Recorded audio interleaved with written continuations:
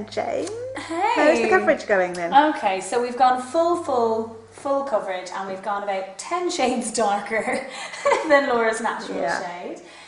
We've used Max Studio step back Fix. with this so we can actually see the contrast of the colours. Yeah, exactly. So we've used Max Studio Fix to really get the coverage, and then we've also used the Pro Longwear Concealer as well.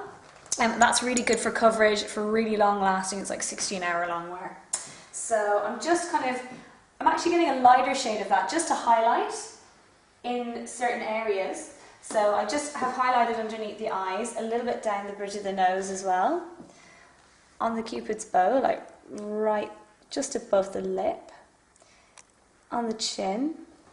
People are always confused about areas to highlight.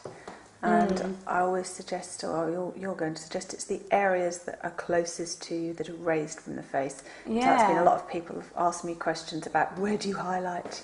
Absolutely. It's anywhere that you have, a bone or like a protrusion that you want to show off.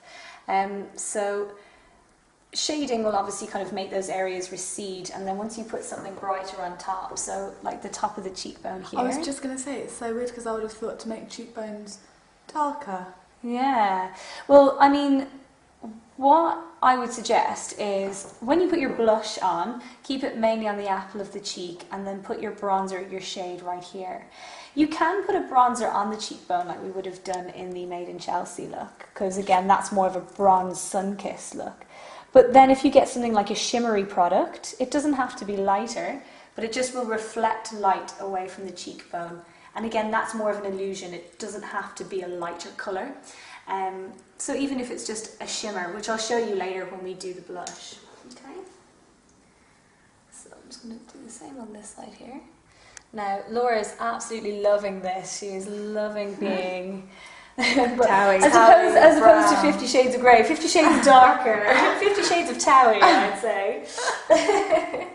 So what I'm going to do, I'm going to just lightly powder. Now again, I'm just using the one that I normally use, being the MAC Mineralized Skin Finish Natural. I'm just going to use just a really natural shade. I'm not going to go too dark, because otherwise we'll look quite tangoed. But a very popular one as well for this T.O.W.I.E look is the MAC Studio Fix Powder. It'll give you a completely matte, very flawless finish as well, and that's a very popular product. I don't want to look too kind of matte and flat, so I like the bit of dimension that this powder gives me. So we're just setting all of that. Okay. And what I'm going to do, as opposed to using a bronzer, we all know that we can use a bronzer to contour.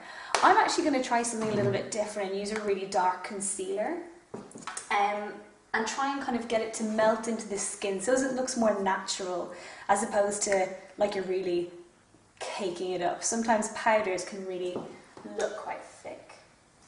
So I'm going to go for a concealer that's much darker than you, but by the time we blend that in, it will look great. So I'm going to just warm it on my finger, okay? And this is the Studio Finish concealer. But any kind of creamy concealer will work really nicely. And I'm going to just use my finger and feel, so just feeling where the bone is, and we're just going to tap it right underneath. Now, just as an exercise, or if you don't mind looking into the camera for me, do you know the way when people suck in their face like this? Yeah, like that. A lot of people do that, and they'll do their bronzer here. Now, I find that's too low down, and when you just relax the face, you've just got this sharp line down here, okay? So that's why I'm feeling for the bone, and I'm actually elevating that shadow up much higher, and that will lift the cheekbone much more as well. Okay, so you can press that on quite crudely, and then we blend.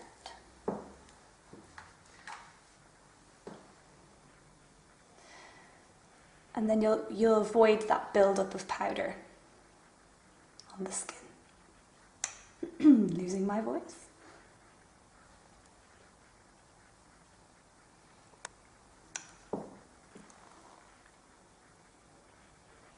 Go up onto the side of the forehead. This is also a nice technique. You can bring it down the side of the nose. Not that Laura needs it, but if you're doing this look and you feel you'd like to, using a concealer blends into the foundation better than using a powder. That's also going to, putting that there is going to thin the illusion of the nose as well. Yes, it will give From a it frontal. a thinner kind of appearance. Maybe a little bit more. Because it's a nice way to build it up as well. You might find you want to bring a bit of your foundation colour out onto your ear if you're going to be having your hair back. And also onto the neck if you feel it's quite a bit darker, if your tan hasn't been brought all the way up onto your neck. Okay, so if you want to just look forward and compare the two sides maybe. And turn round again. Just have a little bit more structure. Yes. Okay.